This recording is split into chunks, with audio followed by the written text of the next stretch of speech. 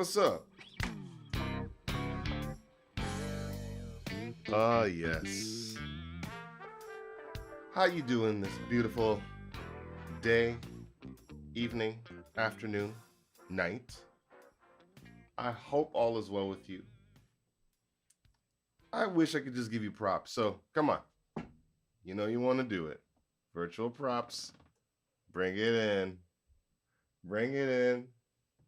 Bring it in. But not too close though. I don't want you to hurt your screen.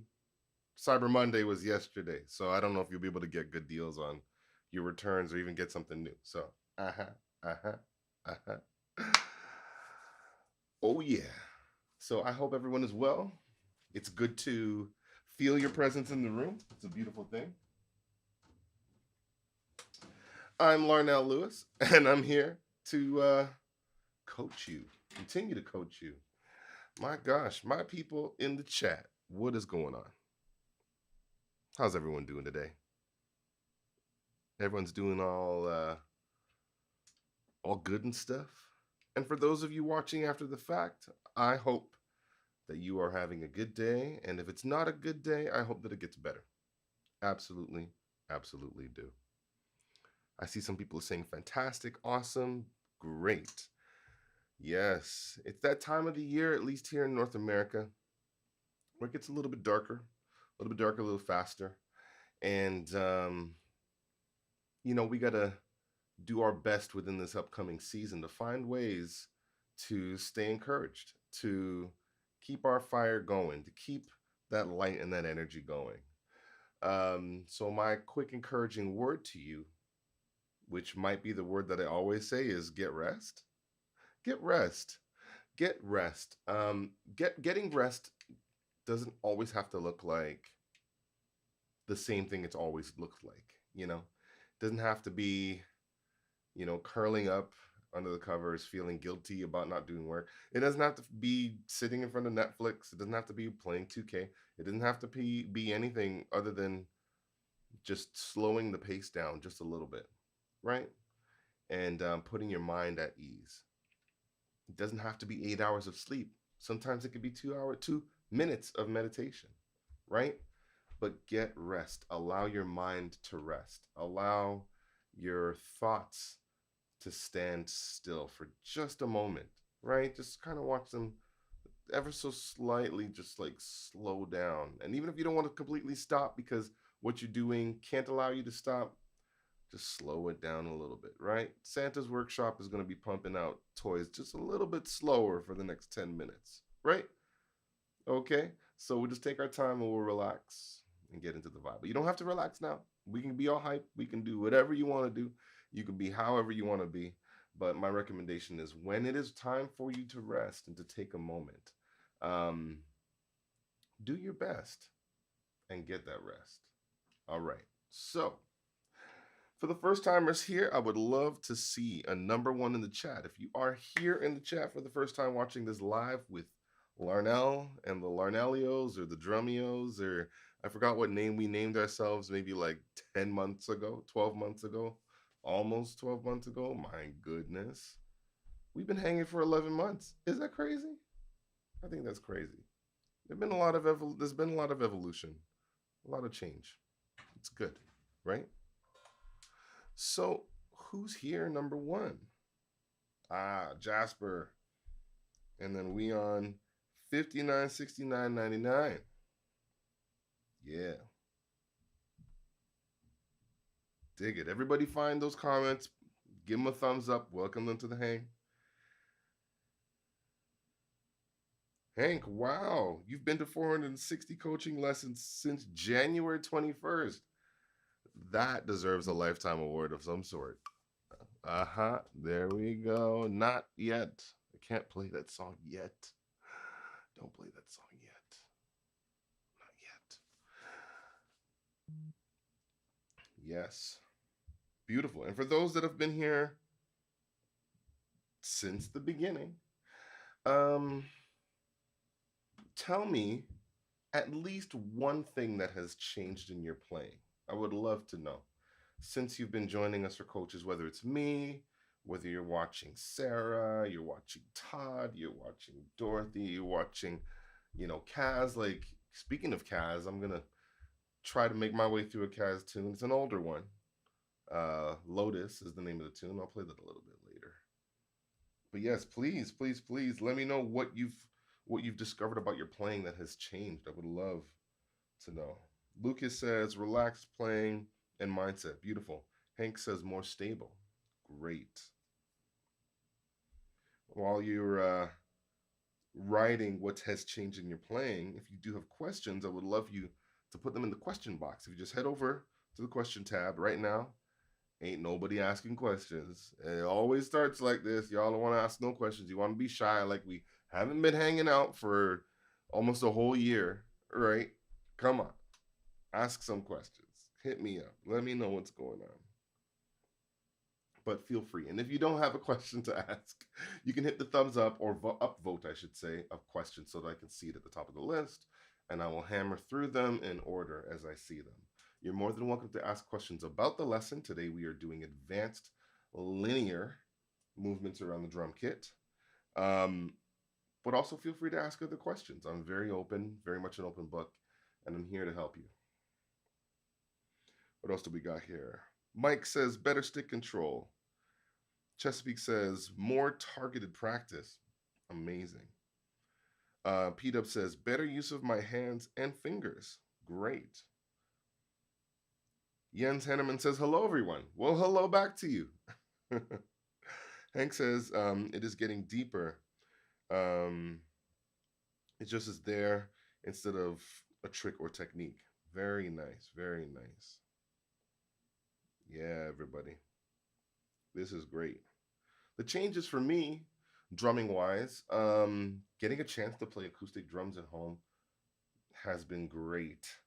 I said it would happen eventually, and we are now here doing this. So, for those that are here for the first time, go back to lesson 1 or 2, and you could see a lot of the changes and things that have happened over time.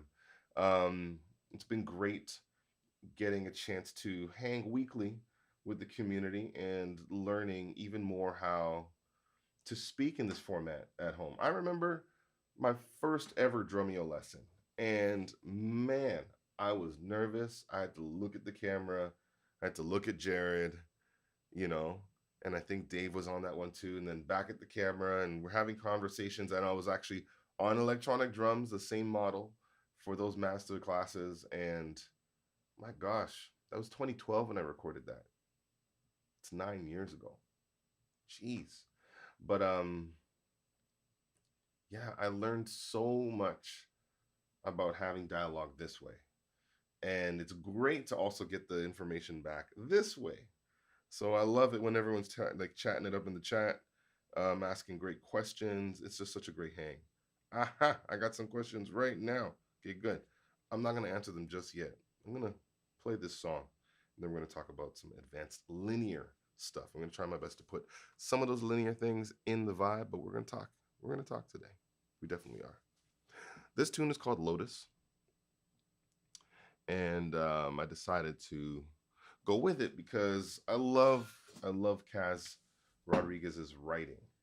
I love his drumming, but his writing and the type of obstacle course that's created with the music, the type of you know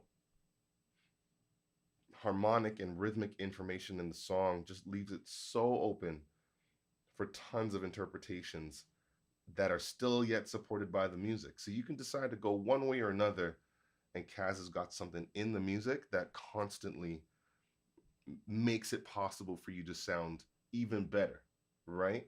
It just adds, it allows you to attach yourself to it, and it's enough of a nuance in the music that it just like you playing that part just causes it to pop even more. Um, so yeah, like I said, it's not the new record, it's one of the past records. The song is called Lotus, and I'm gonna hang out on it. And while I'm hanging out on it, please feel free to drop some questions in the question box as I mentioned. This is good, this is good, this is good. We're gonna get into it. But first we gotta get into it. Let's do it.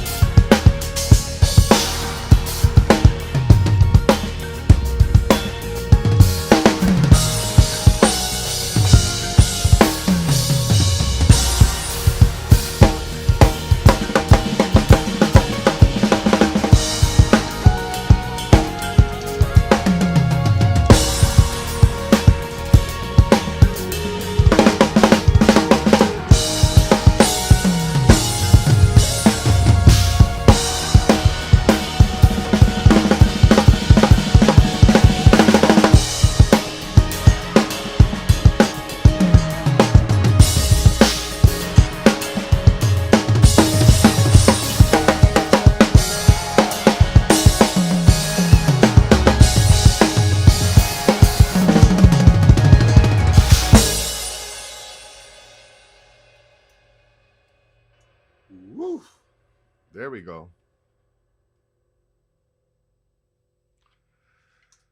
Oh yeah. How was that, y'all? Did you enjoy that? I enjoyed that. I did. I did. Make sure you thank Kaz again for amazing music. So much fun. All right,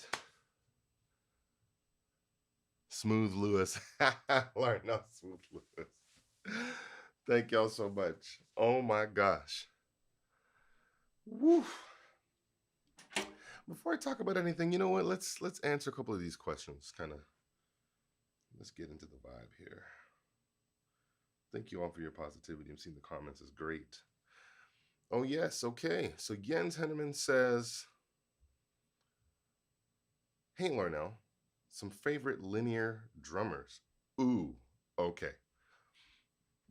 Now, again, for those that might be tuning in for the first time,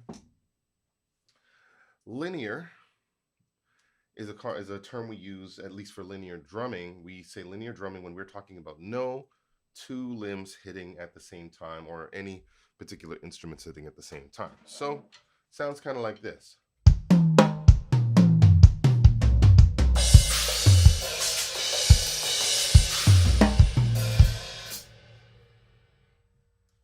Think about a lovely excursion to your favorite music store, and everyone just kind of runs around going, right? But not at the same time. We all take turns, right? So one note after another.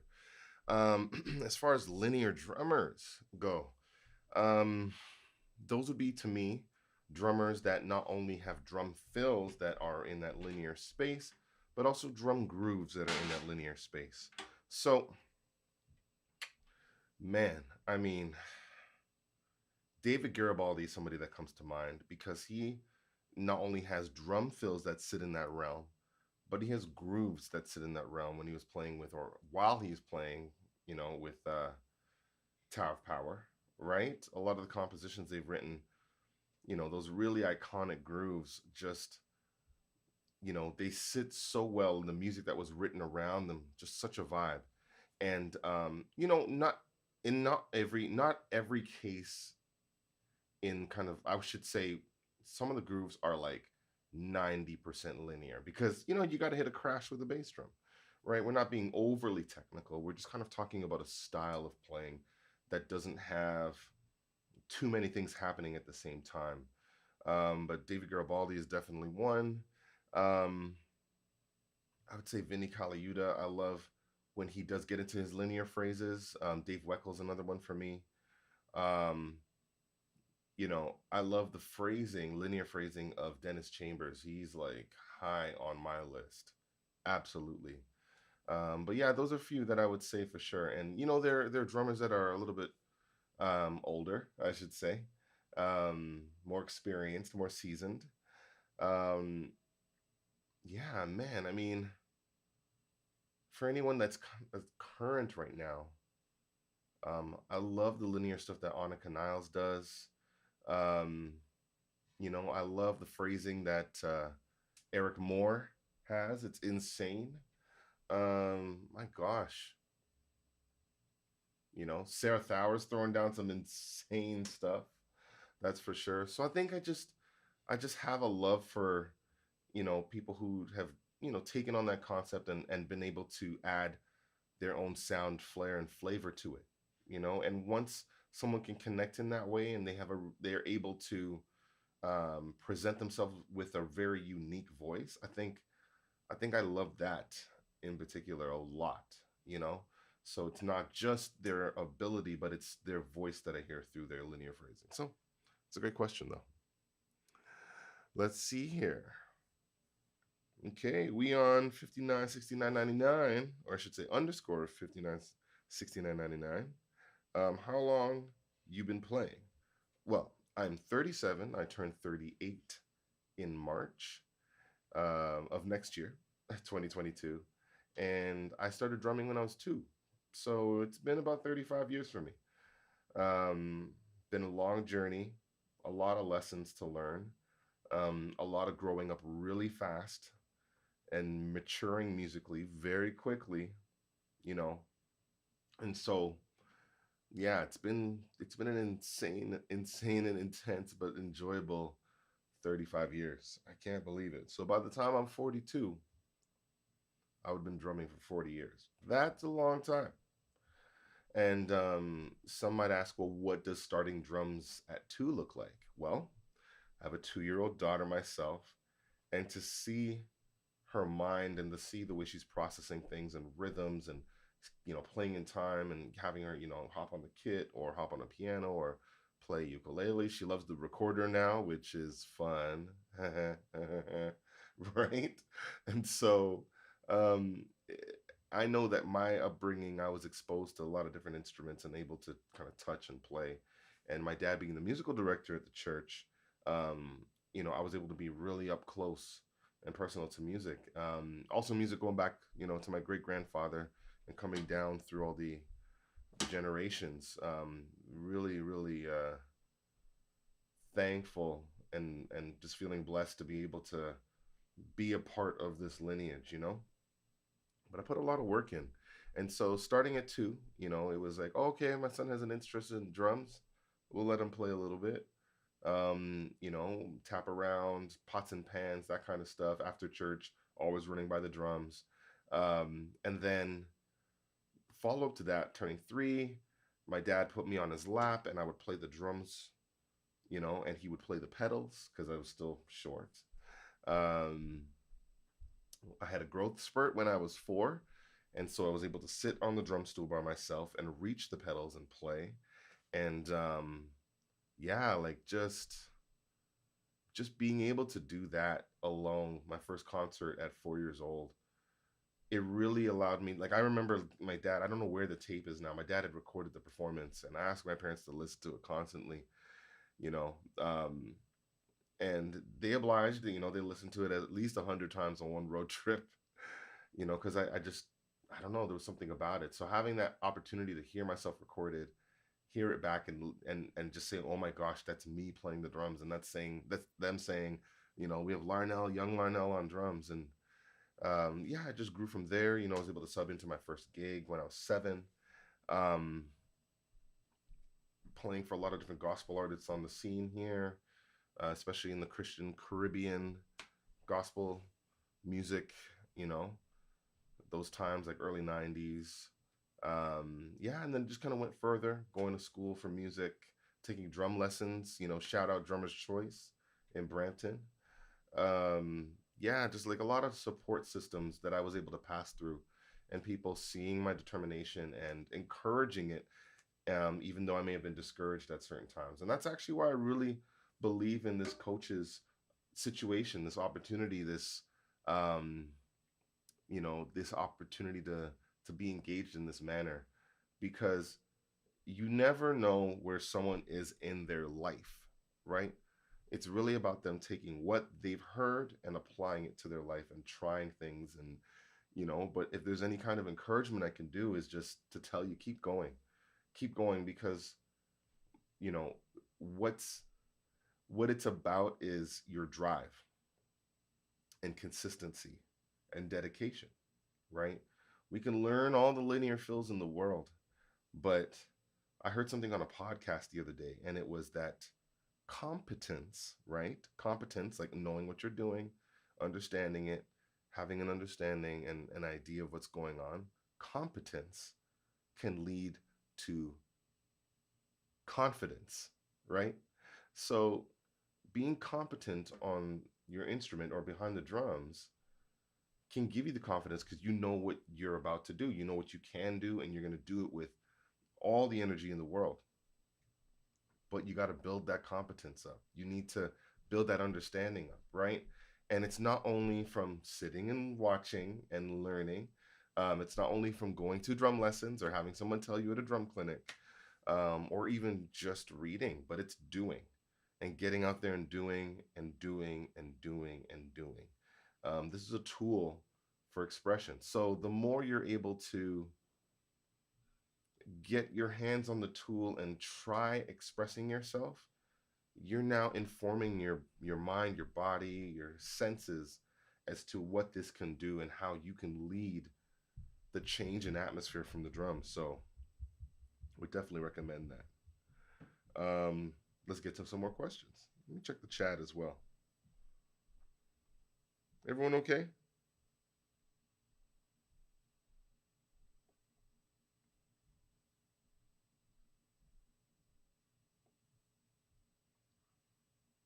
Everyone's doing all right in the chat. I feel so alone. Where is everybody? Let me know what's going on. What's going on? We still good? Are we still live? Are we okay? We're doing good. Okay, good. Okay, nice. I just want to make sure. Okay. Let's answer another question. So, Lucas writes, we often hear about beginners' mistakes to avoid. But what's the last thing you realize was a mistake in your playing, your drumming life, the way you're practicing? Ooh, that is a really good question. And by the way, like I said, if you got questions or you're curious about where I'm reading these from and you feel inclined to upvote, of course, they're running upstairs, the kids, yes. You feel inclined to upvote, just hop over to the question tab. That's where I'm reading them so you can follow along. And yeah, upvote. I'd love to see some more upvotes. Right now, there's one vote on each question. Let's get some more upvotes. Why not?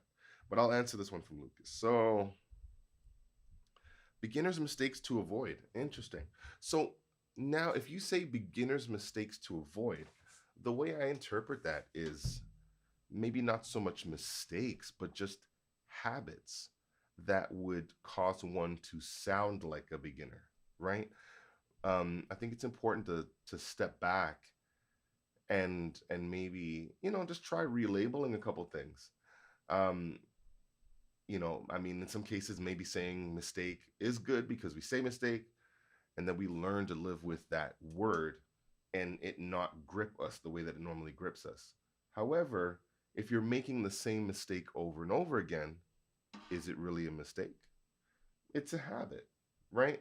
So if it's a habit, then I think we have to think about what to change. So some habits that happen for drummers in the beginner realm, I would say are and things that the last mistake I made, I think is what your question. I believe was your question. Let's see, but what's the last thing you realized was a mistake in your playing your drumming life, the way you're practicing? Okay, so a habit I wanted to change was what I did when I got to the drums, right? I realized that before I was practicing or, I had to learn tunes or whatever, I would kind of just rip around the drums. And I realized that you know, while that's a lot of fun, if I really need to do that because I need to just double check being able to play those fills, um, it was a certain kind of energy that I was putting into my practice space and situation.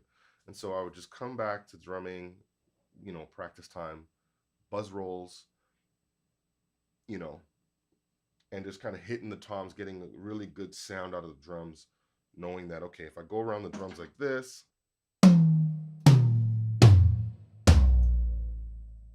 right, that feels good. So, same thing with setting up. Like, if I'm at a gig, like if you see me at a gig and my drums are good and they're set up and I'm just about to mic or do sound check, I'll probably do this.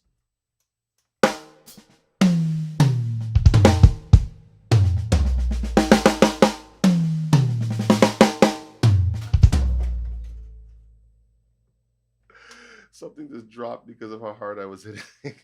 But that's what it is, right? I was taught by a friend, a peer mentor, that when you get to the gig, when you set up, like hit those drums, like feel the space, feel the drums in the room.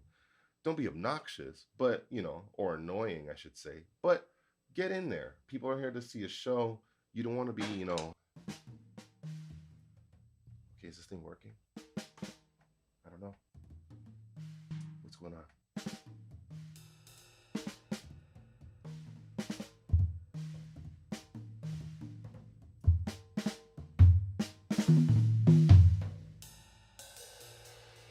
Like you don't want to do that, right?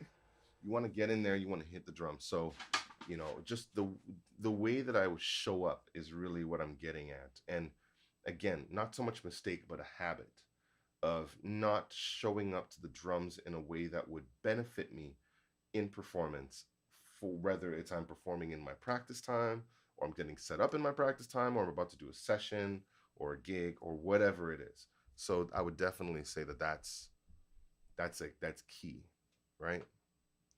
That's a great question. So I think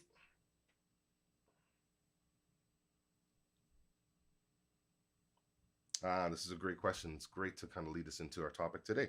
So, Snarglefraz 81081 writes, "Hi Larnell, amazing playing. Thank you very much. Drumeo has many lessons on linear playing, but in your opinion, at what stage in a drummer's development does it make sense to focus on linear playing?" Okay, that's a great question.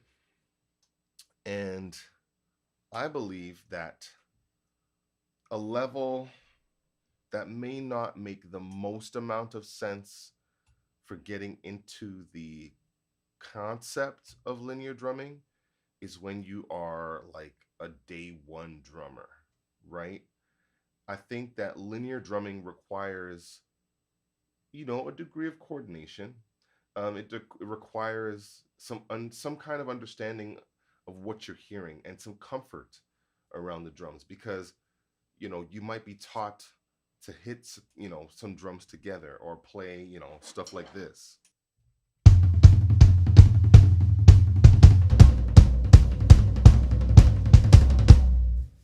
right?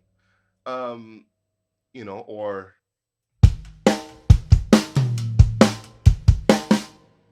right, you might be taught these things to do and maybe just these straight up drum patterns, but I think that having a solid foundation and an understanding of what the drums do in music is important. I wouldn't say it's a license to have before you get into heavy linear. You can jump into linear at any time. I do think that there are more beneficial points to jump into linear drumming. When you have more experience behind your instrument, now you can get into it. But at the same time, by definition, people basically are playing linear drum fills. And even as a beginner, in some cases, you can play something like,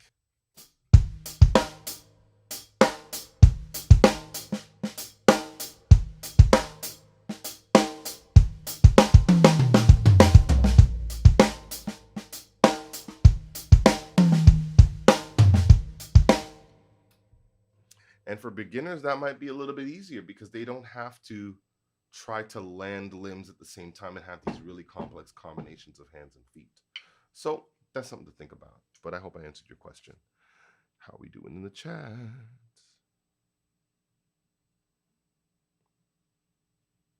Ah, okay.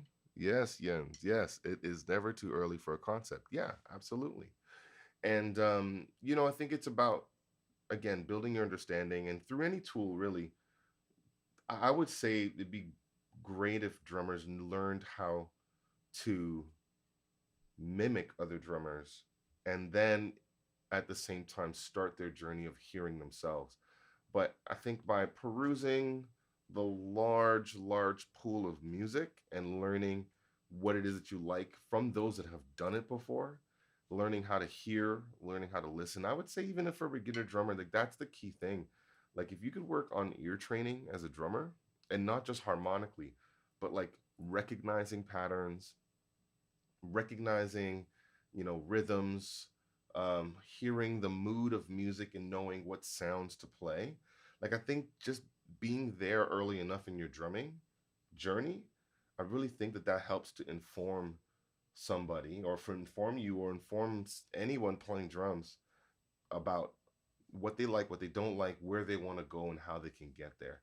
And it just opens up the world of options because now you know, you're hearing and registering a ton of different options of what people are doing, but it isn't necessarily about mimicking them, right? Exactly to the T, but you have a few blueprints to choose between.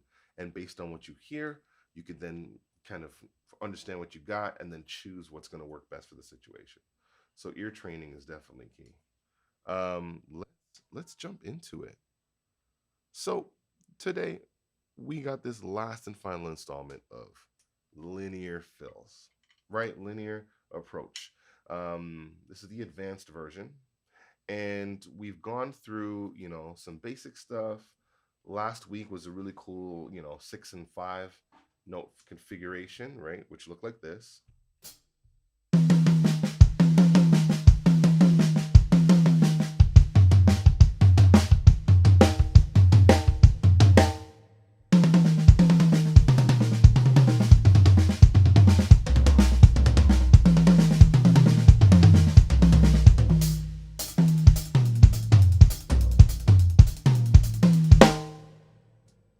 Sound familiar? Nice refresher? Perfect.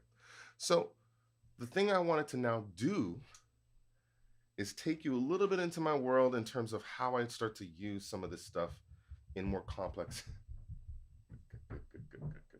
in more complex way, right? That's absolutely my daughter running. But also lean into more like orchestration and colors. So I'm going to play around the kit. We're going to dig in just a little bit.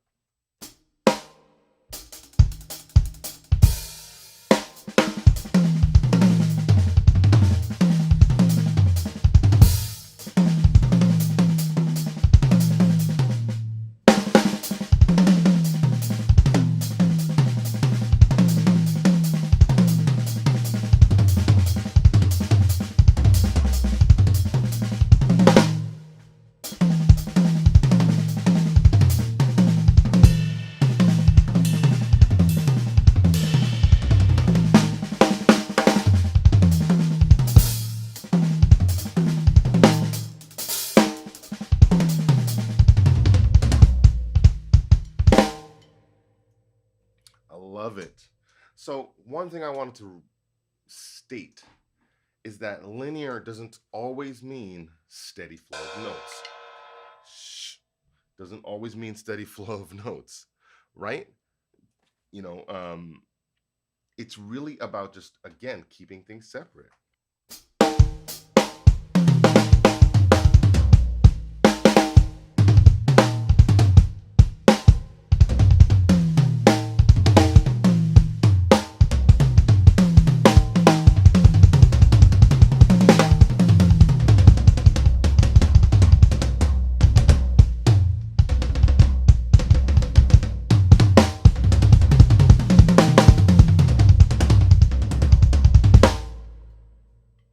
Doesn't have to be, it's just syncopations, right? A great book is Syncopation. And they got a few, I guess after the halfway mark of the book, I believe it's page 37. If I have a fact checker, that'd be amazing. But yeah, so many rhythmic ideas, right? Now, when you're thinking more advanced and you have the concept of these stickings and combinations of diddles, singles, using one kick, two kicks, now you're getting into playing melodies. And I think that's kind of like the towards the higher end of the concept of linear fills, because now we're thinking about a maybe playing a figure in itself, and then b maybe adding extra notes in the middle to not only beef up the aggressiveness of this idea, but also the coordination required to be able to still have that melody come out. So here are a couple examples of that.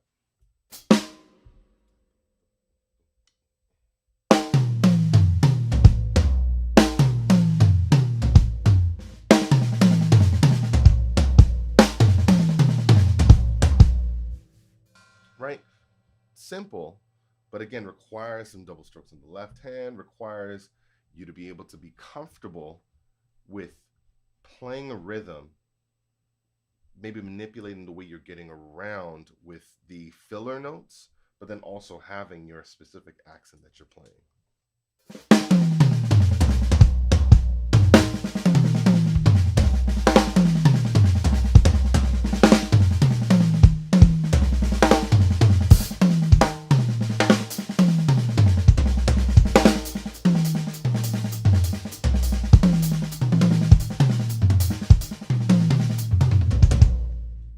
Another thing that's pretty crazy is when you get into putting some figures back to back and it has like a really weird looping effect. So I don't have the metronome here the way I want it. We're just going to use our imagination. Okay, here we go. So I'm going to play a groove. Hope you can follow along. I'm going to try a couple combinations and we'll talk about it.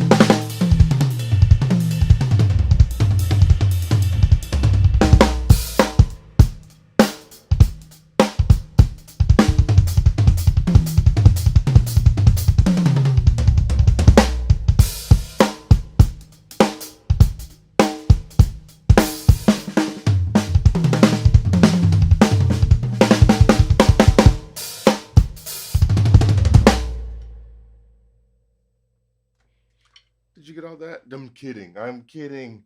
I am kidding. I didn't expect you to get all that. But if you did, that'd be amazing. And in fact, if you're watching after the fact, you can pause and rewind. So it's kind of letting all those out because, again, when you hear those kinds of fills and you're just like, what the heck is happening? The first thing I would recommend is just listening to the musical context the drummers are putting these types of fills in, putting that music in your mind, putting that sound in your mind. It's so important because now you're thinking about pattern recognition. Maybe some of you actually heard where the one was. Maybe some of you didn't hear where it was. I was purposely just choosing phrases that were flipping upside down, right? So,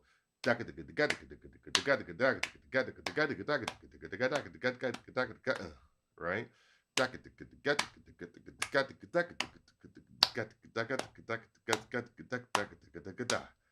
Two different phrases I sung just now, but the core idea was where I was putting my accent or syncopation. Back, ah, ah, ah, ah, ah, ah, da, da, ga, ba, four. Ba, ba, ah, ah, ah, ah, da, ga, da, da, da. Those kinds of accent patterns, those kinds of rhythms, those kinds of syncopations that really put more emphasis somewhere else where you almost think the one has switched.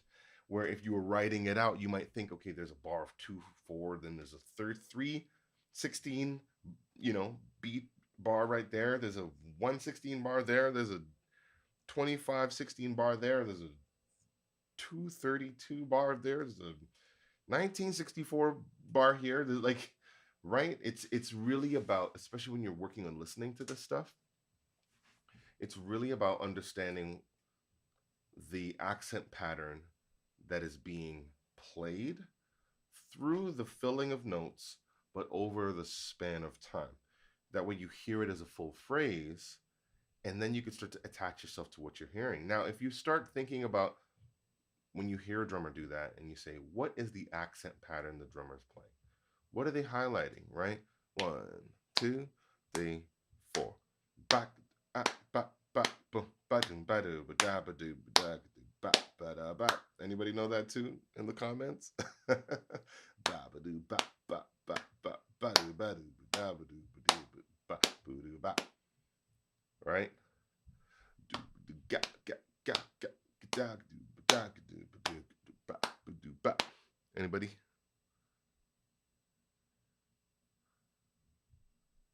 Anybody in the comments? While I'm waiting for an answer in the comments, and if you know after the fact as well, if you're watching, right? If you know the tune, you could just let me know, right? I want that song name,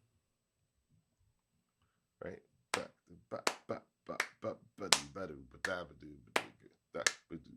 Let's try that.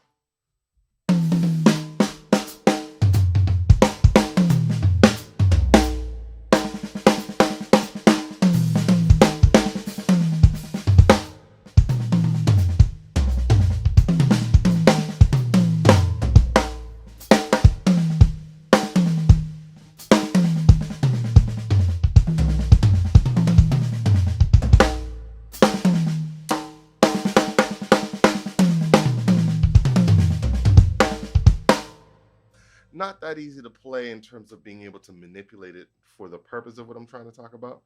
But at the end of the day, it's an accent pattern nonetheless. And I started to manipulate it a little bit, right?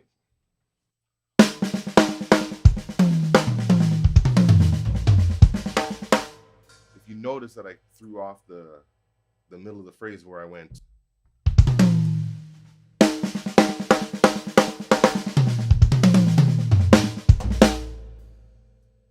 it's because I wanted to start part of my phrase with the kick. So if I'm playing some of these linear fills and I'm trying to figure out, okay, what can I do with the accent pattern? I can also start some of these with the kick. As you notice, a lot of them I started with the snare drum, but halfway through, I might actually put the kick on the downbeat. And if we're thinking like in triplet 16 context, I'm playing the first two beats of the triplet 16 on the bass drum, right? So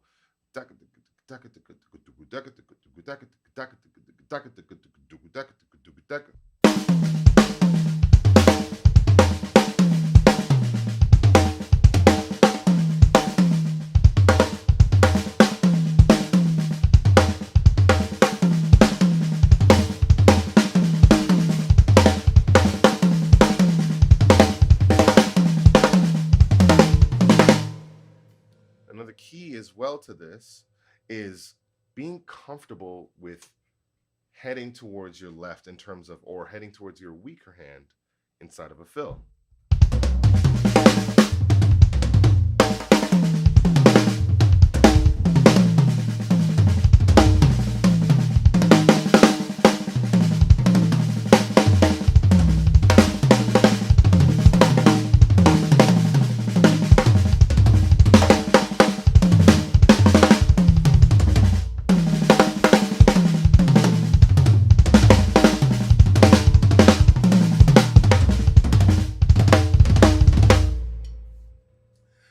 That dependency on the right hand, or for me, my dominant hand, was something I had to break out of, right? I had to get in the zone and say what feels awkward. And it was being able to, if I end a fill,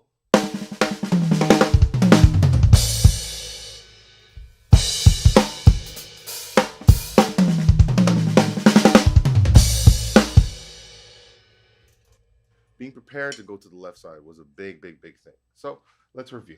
We're talking about accent patterns, right? Accent patterns are definitely key to going to the next level, stepping things up. Being comfortable going to your left or your weaker hand coming out of a drum fill, especially when you need to land a crash. Of course, adding diddles inside of your fills. And as we did last week, as an intermediate lesson, we actually worked with a 6 note figure and a 5 note figure, but then getting comfortable actually putting some of the smaller ones together as well, which then caused this friction in the sound where it almost feels like the downbeat has changed, but it hasn't, right? It's just an accent pattern that requires you to play um, rhythms leading up to it, or if you're going with the consistent note flow, right, leading into all these particular hits or syncopations, especially with syncopation being accenting weaker notes that are not normally accented, basically anything that's feeling stronger than the downbeat in a bar, right? And and then just thinking about that accent pattern as a melody in terms of something that you could change up as you please, and incorporating symbols as well. Let's check out the questions. Okay, so P Dub has a question. Hi Larnell. If I'm using Evan's UV1 head or heads and want to use a snare drum as a floor tom, would you tune a UV1 head low or use something like an Evans hydraulic head? Okay, great question. So currently right now on my deep snare, I am using an Evans hydraulic. This is a hydraulic coated. I like it because, really one of the main reasons for having coated heads is the ability to play brushes on this surface, right? I have for my toms, UV2s, and this main snare, which is it's a stage custom snare drum, 13 by 4. I'm using a UV1 on top. It is absolutely possible to use a 1-ply head on your snare drum that you want to tune lower, because ultimately it's a drum and it can reach lower tuning. I think you'd have to consider using moon gels, or consider using something that will dampen the drum a little bit, especially if it is, a drum that has, a little bit of a lower tone. It might be growly, depending on how low you need the drum to go. But if you think about it, a UV1 being a 1-ply head, if it can go on a tom and it can go down to a low pitch, it can go on a snare and go down to a relatively low pitch. I think you have to think about the depth of the drum. You have to think about the pitch that you're trying to achieve. I think you have to also think about the snare side head that you have, because that's going to help with the pitch and pitch response overall with the drum. You have to think about if you're mic'd up. So if you are mic'd up, then it makes it a lot easier for the drum, the lower tone, to be heard and felt, because you can really boost it and manipulate the sound and compress it, do a whole bunch of stuff. But acoustically speaking, you may want a drum um, that has the ability to get that low tone and body when you do tune it low. Because when you tune it low, chances are it will also sound a little bit quiet because the slackness of the head won't allow you to project tone, is what I should say. So UV1 definitely not impossible. I've had to do low tone snare drum work with a one ply head, depending on if I'm on tour, that's all they have available for me, or I'm doing a session and it's not my drums, and they need me to access or get that low tone. So I work with it. I do what I can, and I'm using moon gels or I'm using tape to deaden the drum. I'm doing anything I can really to make the most out of the drum. And sometimes it's like you got to also figure out, well, I can't get a super low tone, but I can get somewhat of a low tone. And really, you just got to play the drum as it is in terms of what it can give you, right? If it's not giving you what you need and you've changed heads and you tried a bunch of stuff, then it's the drum, Not saying that there might not be a challenge with tuning and the ability of tuning, but I think just considering all things, um, sometimes it is the drum or sometimes it is the head. The heads might be old and unable to give you that life in projecting tone at a lower tone because its elasticity um, is just gone. The life out of it is gone. So it's really best to crank that head, right? So I hope that helps. Um, T says, "Will you perform on bass for us one day?" Let's see. Do I have this thing plugged in? I don't have it plugged in. What can I do on this thing? Uh,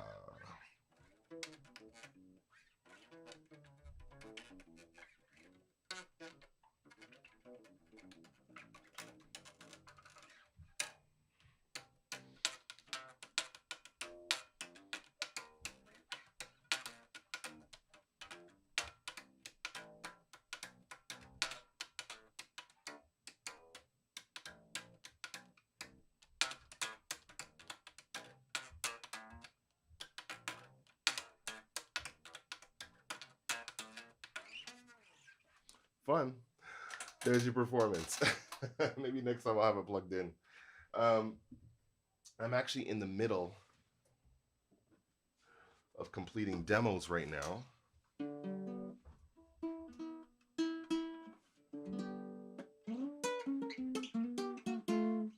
Yeah.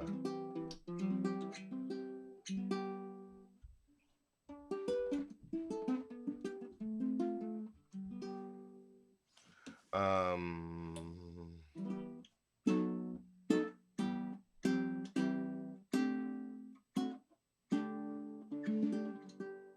yeah, a little out of tune, but I'm in the middle of finishing demos right now for a couple of different projects. So I have all my some, not all my instruments, but enough instruments to get around. Got my keyboard. I got this. This is a baritone ukulele. I love it because it's nylon strings. I just replaced this string here, the E string, and it's not very happy right now. Goes out of tune every now and again, but we'll see what happens in a couple hours. I need it to be good because I got to finish these tracks.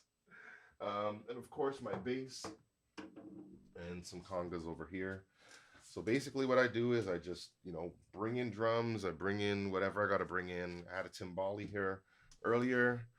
Hop into the keyboard and basically just start blasting through tracks. And basically, it's a Christmas show that I'm doing with my wife, Joy Laps, amazing steel pan player, and it is called the Caribbean Christmas Mixtape, and it's basically music that we grew up with that we either are arranging in a style that we've heard or grown up with, coming from Caribbean heritage and background, or we're sending it into that direction.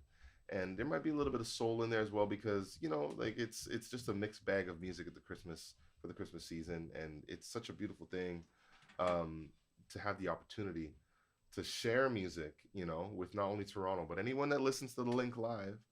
We perform on December 14th, and rehearsals are coming up really quickly. And so, in the throes of everything, I got to finish these demos and make sure that I can actually make the band as comfortable as possible. Demos and charts. So, wish me luck.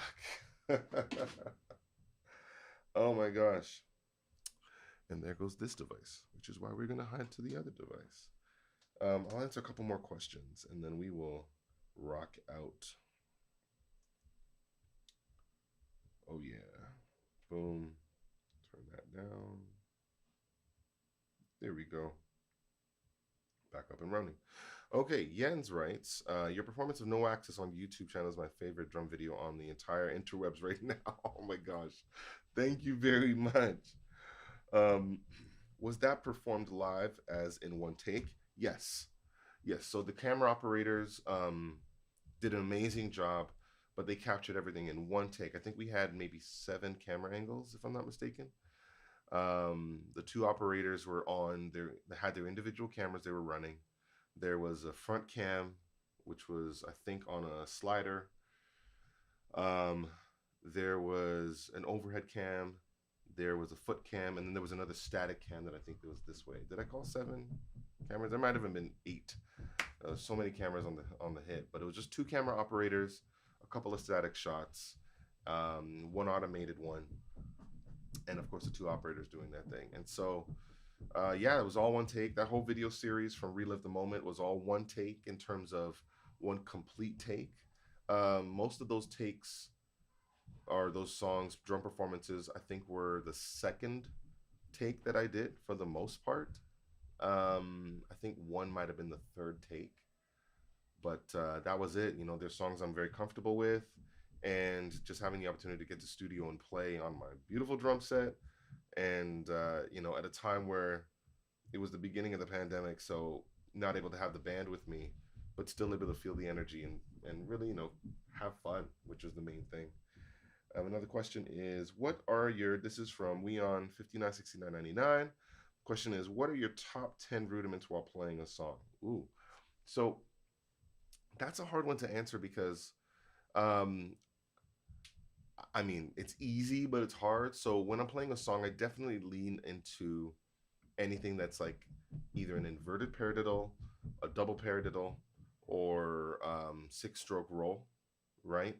And a 6-stroke roll in terms of the sticking being like an actual 6-note figure consecutively, and not so much um, the actual, you know, right? I'm not doing that. I'm not doing. Basically, my sticking is right, left, left, right, right, left.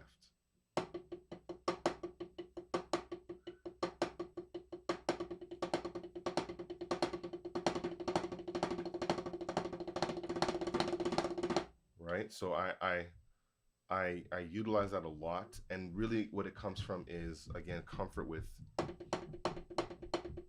triplets, right?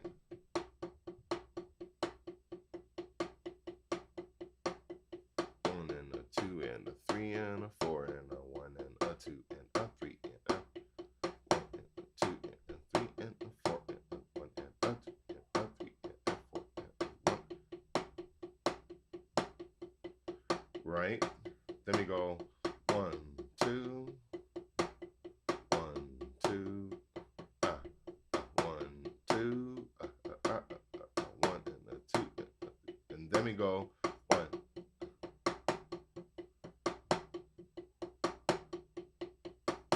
Right, and that's how I get to the 6-stroke. Just using those triplet figures and kind of condensing them into just one expression. But that's what I would say. So I don't have a top 10. I mean, singles and doubles are in there. They're in everything we do. And I'll use some flams. So I guess maybe I did hit the 10. Neato. Um, of course, forgive me if I pronounce your name incorrectly. Jörg. I hope I pronounced that correctly. The question is, what means musicality for you in a drum improv? Okay, so for me, when it comes to being musical while improvising on the drums, I'm definitely leaning on the elements of music, right? So, you know, rhythm, timbre, intensity, dynamics, accents, you know, orchestration, like all of those items mixed together in an improv is what makes the phrasing the using those elements and not using them all the time, right? But using them allows for you know the ideas to come to life. And sometimes using them is not using them, right? It's observing that within dynamic you're playing at a louder dynamic. It doesn't mean that you're not playing with dynamics. You are playing with dynamics. You've chosen a dynamic, right? A level of volume. You know, you've chosen an intensity, right? A level of intensity. So I think, can y'all hear that? Can y'all hear what's going on upstairs? Sounds like I'm in the basement of Chuck E. Cheese. My gosh. Okay. Anyway, um, yeah. So really, to me, it's how one uses those elements, and if they lean into them in a way that you know that can evoke an emotion, that can pull an emotion out of somebody. I really think that is, yeah, it's party time for real. I'm gonna have to get up there to that party just now. So yeah, that's how I would say, the that's what it is for me, is really just about utilizing all those tools and the elements of music. And when you're playing, not always coming down. I mean, like in terms of like volume, like I think that's a really jazzy approach, and that isn't always the way to do it. But when you do vary your volume, it makes it interesting. It makes it it gives the listener something else to pay attention to. It just creates a change in the atmosphere. And I think anything that tells a story is musical. So really, that's what it would be. Yeah. And with that, folks, we've hit all the questions. Amazing. So just remember, when you are working on your linear concepts, give yourself time. Give yourself grace, but also, you know, encourage an atmosphere of discipline, right? Be consistent. Um, Small changes, even if you, man, thinking about trying to grow 1% better a day or a week, that's an exponential growth, right? That's a big deal. And if you can at least do that, that would be amazing. And if you can't, at least maintain. So take the last three lessons, comb through them, hang on to whatever makes sense to you, leave what doesn't, or ask questions. I will be there in the chat. Feel free to hang out. Um, but this has been great. It's been fun getting to do this in this manner. And yeah, next week we're going to be getting into, I believe, double pedal. My goodness. If it's not double pedal time, forgive me, but I think it's double pedal time. Let's double check if it's double pedal time. Because if it's double pedal time, I'm going to have to get my double pedal out. We're going to double check this. I'm going to double check the double pedal situation right about now. Oh man, double pedal time. All right. So December 6th, same bat time, same bat channel. Um, I'm going to be learning some double bass patterns. I'm going to dig into some of the lessons on Drumeo, and I'm just going to go through bit by bit on some of the exercises that I've picked up and show you how I learn and work through something that I've never done before. I've spent time playing double pedal, as you've seen in some of the lessons, especially on the electronic kit. I insert it every now and again, and I have a couple patterns that I've worked out. But sitting down with a Drumeo lesson and going pattern by pattern, exercise by exercise, suggestion by suggestion, is not something I've done, and definitely would love for you to watch me go through this and to kind of ask questions about how I'm learning it. And even though I have a head start with my right foot, I'm very much a beginner in terms of the terminology and ability to execute consistently with my left foot. I can get stuff happening. I can play, some doubles with my left foot, but it's a direction I want to go in, and I'd like for you to share in on the journey as well. So I will see you next week. We will hang. Um, you know, and until then, I'm going to head up to party time upstairs. It's my turn to do some diapers, so wish me luck. I'll see y'all next week. Peace and love, and have a great day.